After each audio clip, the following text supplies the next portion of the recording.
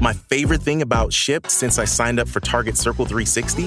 No price markups when I order same-day delivery from tons of local stores. Only a handful of alcohol retailers and items don't count. I won't lie, I've had too much fun being like, markups on groceries? Not in my fridge. Markups on pet food? Not for my DOG. Markups on tools, electronics, home goods, meds? Not in my house. Anyway, it's awesome. Order now at shipt.com/360. Terms apply. The Red Apple Media Podcast Network presents This is Protecting America. Now, here's Emmy-winning journalist Rita Cosby. And welcome to another edition of Protecting America. I'm Rita Cosby. Former Marine Daniel Penny has been charged with manslaughter for the death of Jordan Neely, a homeless man who was placed in a chokehold by Penny on a New York City subway. And joining us now to discuss this case that everybody around the country has been watching is former federal prosecutor, one of the greatest attorneys out there, Doug Burns. Doug, great to have you here on the podcast. Thank you so much. I appreciate it. What's your reaction to the case?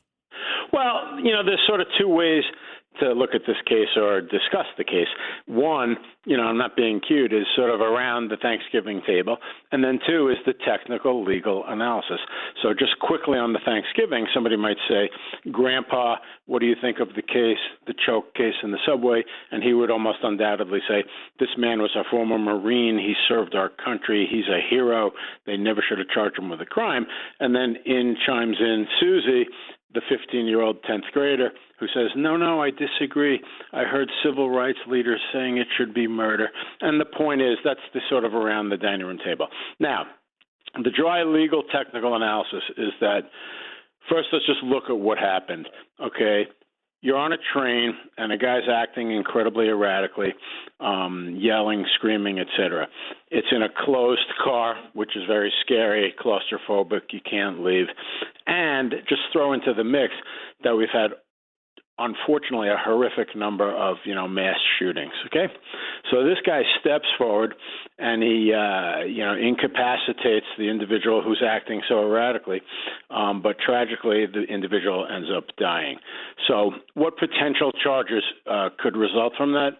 I have said before, I'll say it again, you have manslaughter in the second degree, which is an unintentional killing through reckless conduct, or criminally negligent homicide, which is an unintentional killing through negligent behavior. Those are the two potentially applicable charges. That doesn't mean they're victorious. It doesn't mean that they would prevail at a trial, but those are the two charges that would apply. The next part of the analysis is obvious, and that is that the defendant is allowed to use force under the rules of justification and self-defense under New York state law if he's protecting either himself or other third parties from deadly force, imminent force. And that's where it starts getting a little bit tricky, Rita, because the point is, again, it's a big Rorschach test, heavy cultural and racial discussions about it. The case really shouldn't be racial, and the defendant came out to his credit, and he said it had nothing to do with race, and he's not a white supremacist, and I'm glad he did that to clear that up. But the point is, here's where the case gets really, really tricky, because one argument on one side is that, of course, this individual was threatening everybody, and God knows in the split second he could have pulled out a weapon and killed 10 people, which sadly and tragically we've seen over and over and over in the last months and years. The other argument is, well, no. At the instant of the encounter, he wasn't presenting anybody with deadly force. That's a little bit weaker, actually, because the first argument really, to me, carries the day a little better, which is you had no idea in that split second what was going to go on.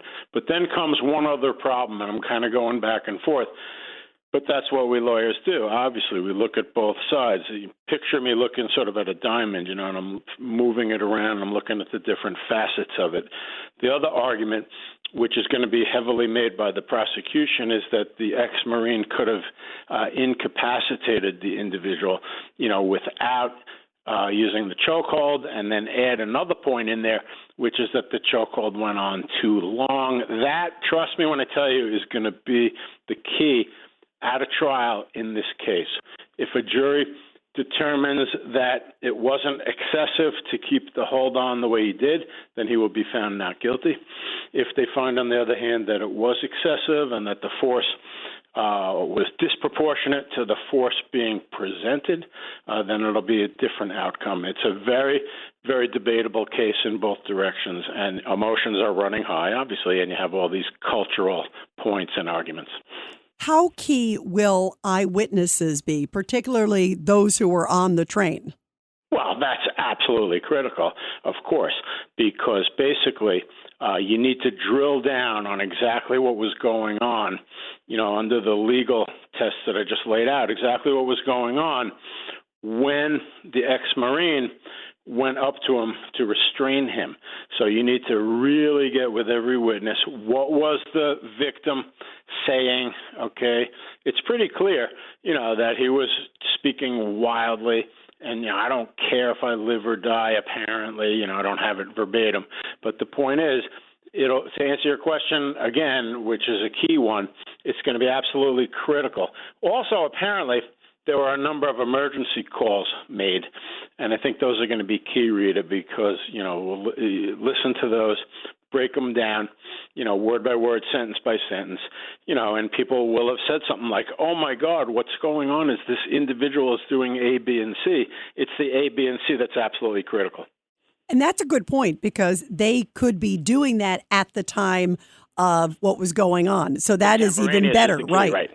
Where do you see the pitfalls if you're defending the Marine? The pitfalls, and I'm glad you asked me that, actually are worth repeating. The pitfalls are, A, if I'm the prosecutor, I'm just going to calmly argue. And it's interesting because, prosecuting cases sometimes a little counterintuitive. You should get up as the prosecutor and say, look, we realize the way this could have been interpreted, ladies and gentlemen, and we realize that, people saw him acting erratically. We get that. But the reality is, number one, he didn't have the right legally to put him in a chokehold that would constrict his breathing. And then number two, ladies and gentlemen, 10 times more importantly, it's interesting. I was talking to a good friend of mine who's both a lawyer and a local justice, in Long Island. And he's been around, 35, 40 years, like all of us. And he was citing, it's so interesting, the actual book, the penal law and the criminal law. And he was saying that right in the justification section, it says, Rita, that once you get to a point where the force is no longer needed, then you must stop. That's the biggest pitfall, to answer your very good question. So the point is, okay, he had every right, we're going to assume, and I believe this, every right to approach this individual, put him in that headlock. That's fine. But the argument, the big pitfall, to use your phraseology, is once the threat is abated, negated, you have to stop. That's the defense's biggest pitfall. And what is the best plus for the Marine?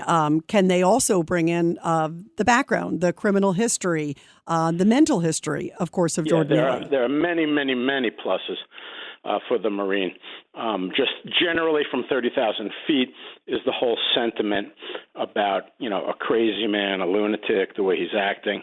This individual stepped forward ostensibly to save himself and the others, selflessly. You have that whole, you think back to the Bernard Goetz case without getting in the weeds of that case and so on and so forth.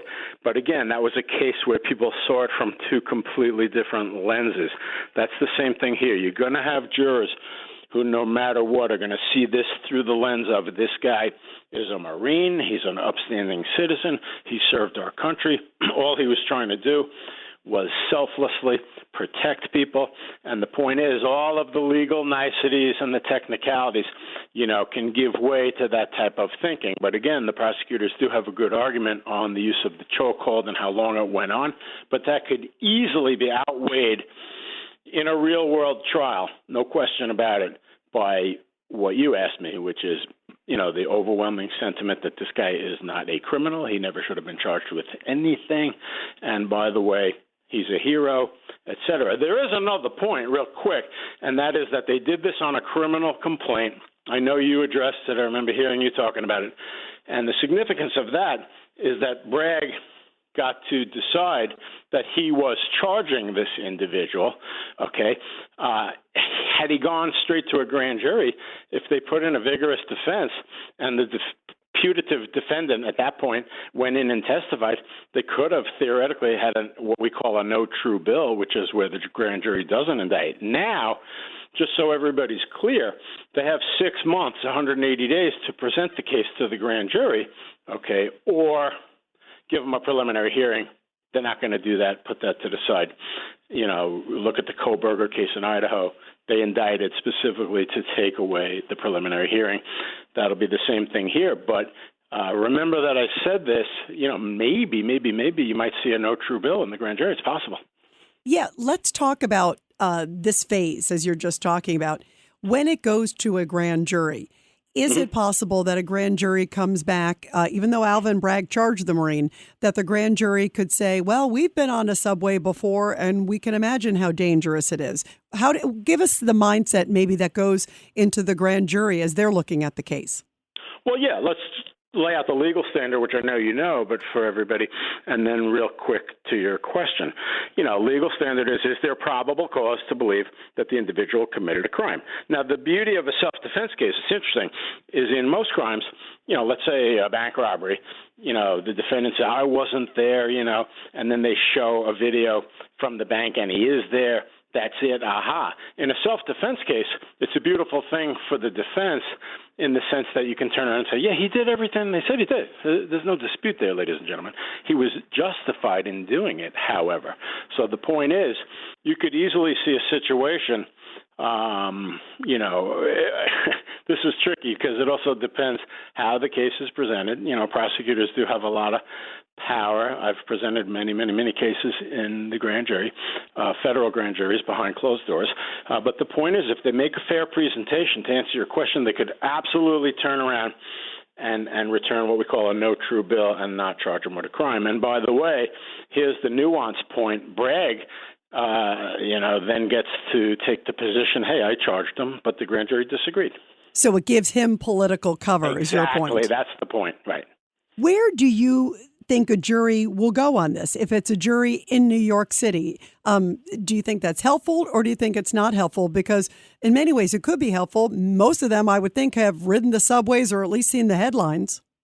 Well, that's an amazing point you're making because, you know, normally you would say in Manhattan it would be bad for the defendant and so on and so forth, you know, by analogy to this discussions that you've had in your various shows about, you know, Donald Trump and he can't get a fair shake in Manhattan. But it's equal to or outweighed by the idea that people ride the subway all the time, as you just said, Rita. And so the point is, any subway rider is going to say, wow, I'm underground in this car, can't get out, the doors are locked. You have a stark raving lunatic behaving completely erratically, not clear whether he's armed or not, and this ex-Marine stepped forward. You know, so to answer your question, I see it as for sure high probability of a hung jury, okay? Because, again, if you take 12 people with this, you're likely to get 6 who sees it one way and 6 who sees it the other way. Or 2, I think it actually favors him at the end of the day for 2 reasons. Number one, your point, which is the experience of riding in the subway. And then number 2, believe it or not, lurking in the rafters, sadly and tragically, is all of the mass shootings that we've had. Yeah, that people are just scared, right? Exactly, right. You know, it's amazing the climate that we're in because there have been so many cases on the subway, and we've all seen the highlights and we've all experienced it just as you talked about. Yesterday. Yes. My God. Guy shoved a woman in front of a train. Absolutely. And it's that fear. What about also, I want to go back to some of the witness testimony because there is a witness who spoke, I think, to the New York Post. It's a woman who said she was there, doesn't know, of course, Daniel Penny. And she says she heard Jordan Neely say, I'm going to kill a mother blank. I don't care if I go to the jail, basically, for the rest of my life. This is some similar to what others have said. That certainly could be deemed as threatening. Very, very helpful to the defense, for sure. But again, a little broken record point for me because it's worth repeating. You have two separate things, sort of apples and oranges. So apples is, I'm going to kill a mother effer, So therefore, this individual had every right to step in and do something. The key words, do something. But then oranges, Rita, is he could have ostensibly restrained him without using a chokehold. But that's not such a bad point because I think most people will say, okay, he put him in that chokehold. That's okay. But where the problem comes in would be what I would call the Chauvin analogy problem. Of course, I'm referring to the Floyd case, which is that it went on too long, again, past the point when the individual was no longer a threat. That's the guts and the core of the whole case. This episode is brought to you by Hulu, presenting Paradise. Paradise is Hulu's critically acclaimed addictive drama series, starring Sterling K. Brown, Julianne Nicholson, and James Marsden. The Daily Beast calls Paradise your next TV obsession, and the New York Times says it's exhilarating in all the right ways. Paradise is for your Emmy consideration in all categories, including Outstanding Drama Series. For more information, visit fyc.hulu.com. Choice Hotels gets you more for your money so you can maximize any road trip. Like these road trippers making waffles and eating fresh fruit in their natural habitat. The breakfast area at a Comfort Inn. I just love seeing a vacation maximized in the wild. Check into more. Book direct at choicehotels.com. Talk about also toxicology and autopsy. We haven't heard anything on either of those. How important could that be of what was in Jordan Neely's system? And also, we do know that we heard from the coroner, it was deemed a homicide, compression on the neck. But you would get more details in an autopsy and, of course, later in toxicology. Talk about how important those results will be. Yeah, well, first of all, homicide is sort of a misunderstood term, so I always take delight in, trying to bring clarity, stuff like that. Homicide simply means that one human being killed another human being. Doesn't mean it's a crime, just so everybody's clear. And, of course, the reason I make this point is because it's made to sound like a crime. It's a homicide. That doesn't mean anything because you can kill somebody legitimately. You can kill somebody accidentally, completely accidentally, or you can kill them in self-defense, which is the claim here. On the toxicology, it's a double-edged sword because on the one hand, if the victim had a lot of substances, in him, that would ostensibly help. But in today's climate, you got to hang a footnote. Then all of a sudden they're shrieking and crying. You're attacking this wonderful individual, with this type of stuff, and it gets really, really intense. But your point, though, is well taken, and that is, of course, it'll be helpful for context to see exactly what the toxicology situation was. But again, the more important part is back to what you asked me a minute ago, which is if you have a witness saying that this guy specifically made a threat to kill somebody, that's critical for the defense because you're allowed to meet force with commensurate force. So quick example, obviously, somebody pulls out a gun, points it at me, and says, I'm going to kill you. I then pull out my gun and kill him. That's invalid self-defense. The guy was going to kill me. If the guy, however, in the law school classroom pulls out a paperclip and says, I'm going to throw this paperclip at you, so what do? I pull out a gun and kill him? No. That's not proportional to the force being presented to me. So here, if you have a witness or ostensibly multiple witnesses who say this guy said, I'm going to kill somebody, that really puts into play justification to actually kill the guy. But now in this case, if indeed he was making those comments, but not necessarily per se at Daniel Penny, but other riders, and he stepped in, as we hear from his testimony, or at least what we've heard publicly so far, that he was worried, he felt he needed to step up to help other riders. How much of it does it make a distinction that the action was maybe against others, or maybe it was so general? We'll find out more details. Maybe it was to everybody in the car, when he's in the car. How important is that? That brings into play something that I've always remembered from 40 years ago in law school, and I'm going to my 40th reunion in a couple of weeks. Bravo. But seriously, and that is that they taught us in criminal law that if somebody pulls out what's a fake gun, but it looks 100% real, and points it at me directly, and then I kill them, but the gun's fake, I'm justified if I reasonably believe the gun was real. If, however, the individual, if you and the listeners find this very interesting, points the gun at a third party, and then I step up and kill the guy, and the gun turns out to be a toy, okay, I'm not justified. So to answer your question, with that example I just gave, it gets a little bit trickier when you're defending third parties, okay? You're on firmer ground, terra firma, if you're defending yourself. Under New York state law, you are allowed to defend third parties, but it can be just a little bit more nuanced. But here, again, it's all going to come down to what you teed up, Rita, and that is that if this individual is like, I'm going to kill that person right there, or I'm going to kill this one or that one, the defendant would be justified in using deadly force to protect himself or others from deadly force. What about Jordan Neely's criminal background and mental history background? Because we heard from one of his uncles, there was an article I read where he essentially said he had a history of K2. We know he was had schizophrenia. We also know he had more than 40 prior arrests.